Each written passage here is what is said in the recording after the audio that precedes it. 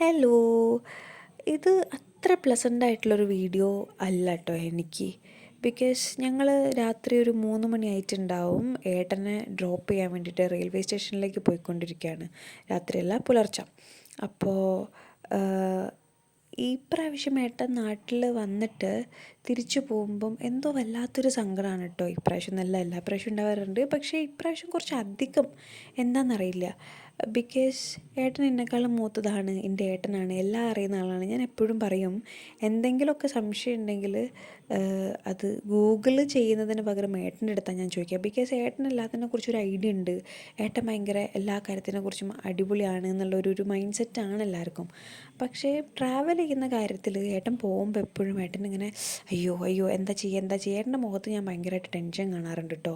അതായത് ഏട്ടൻ ഇങ്ങനെ പറഞ്ഞുകൊണ്ടിരിക്കുന്നുണ്ട്, എനിക്ക് ഉറങ്ങണം, എനിക്കിരിക്കണം, ട്രെയിനിൽ പോകണോ ബസ്സിൽ പോകണോ എന്നിങ്ങനെ മാറി മാറി ചിന്തിച്ചുകൊണ്ടിരിക്കുന്നുണ്ട്. അപ്പോൾ ഏട്ടൻ അത്ര ടെൻസ്ഡ് ആവുമ്പോൾ എനിക്കും ഭയങ്കര സങ്കടമാണ്. അയ്യോ എന്താവും, ഏട്ടന് ഇരിക്കാൻ സീറ്റ് കിട്ടുമോ, ഏട്ടന് പറ്റുമോ, ഏട്ടൻ ഉറങ്ങിപ്പോവോ, ഏട്ടൻ ബാഗ് എടുക്കുമോ എന്നൊക്കെയുള്ളൊരു ടെൻഷനാണ്.